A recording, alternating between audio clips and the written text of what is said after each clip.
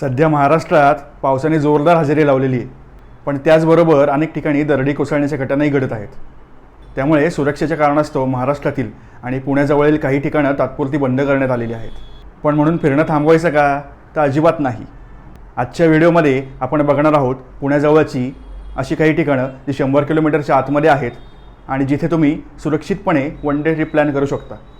नमस्कार मंडळी, welcome back to travel with heart. जर तुम्हाला ट्रॅव्हल, फूड आणि महाराष्ट्रातील भन्नाट ठिकाणं बघायची असतील तर चॅनलला नक्की सबस्क्राईब करा. तर चला आजच्या व्हिडिओला सुरुवात करूया आणि आजच्या ठिकाणांची यादी बघूया. आपलं पहिलं ठिकाण म्हणजे तळेगाव जवळचं चौराई देवीचा डोंगर. पावसाळ्यात हिरवाईने नटलेला हा डोंगर ट्रेकिंगसाठी उत्तम पर्याय आहे. आपलं पुढचं ठिकाण आहे कुंडमळा. इंद्रायणी नदीवरील हा परिसर पावसाळ्यात खूपच सुंदर दिसतो. आपलं पुढचं ठिकाण आहे घोराडेश्वर. कुंडमळ्याच्या अगदी समोरच डोंगर आहे, तिथेच हे ठिकाण आहे.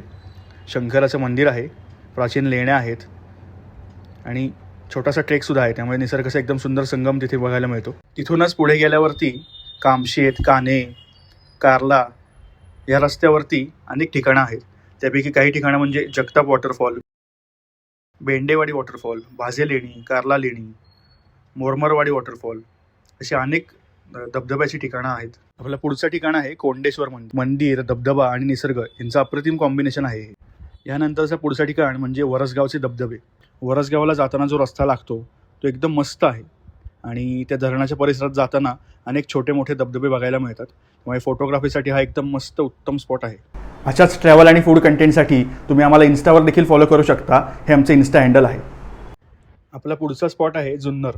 जुन्नरमध्ये अनेक ठिकाणं बघण्यासारखी आहेत. पहिलं म्हणजे शिवनेरी किल्ला. छत्रपती शिवाजी महाराजांची जन्मभूमी असलेला हा किल्ला पावसाळ्यात हिरवागार दऱ्या आणि धबधब्यांनी नटलेला असतो. जुन्नरमधलंच पुढचं ठिकाण आहे नाणेघाट. येथील मुख्य आकर्षण म्हणजे रिव्हर्स वॉटरफॉल. लेण्याद्री येथील गिरिजात्मज गणपतीचं मंदिर डोंगरातील गुहेत आहे. पावसाळ्यात डोंगरावरून कोसळणारे धबधबे आणि आजूबाजूचा हिरवागार परिसर मन मोहून घेतो. तिथूनच जवळ ओझर गणपतीचं सुद्धा देऊळ आहे. आजच्या व्हिडिओ दिलेल्या ठिकाणांपैकी तुम्ही कुठे जाणार आहात ते आम्हाला कमेंटमध्ये नक्की सांगा. तुम्ही कुठेही फिरायला जात असाल तर हवामानाचा अंदाज नक्की तपासा, स्थानिक प्रशासनाच्या सूचनांचं नक्की पालन करा आणि धोकादायक ठिकाणी सेल्फी आणि पाण्यात उतरणं टाळा. आणि अजूनही काही पुण्याजवळच्या अशा ठिकाणांची तुम्हाला माहिती हवी असेल तेही कमेंटमध्ये सांगा. हा व्हिडिओ जर का आवडला असेल तर चॅनलला लाईक करा, सबस्क्राईब करा आणि शेअर करा. भेटूयात पुढच्या व्हिडिओमध्ये. तोपर्यंत बाय बाय.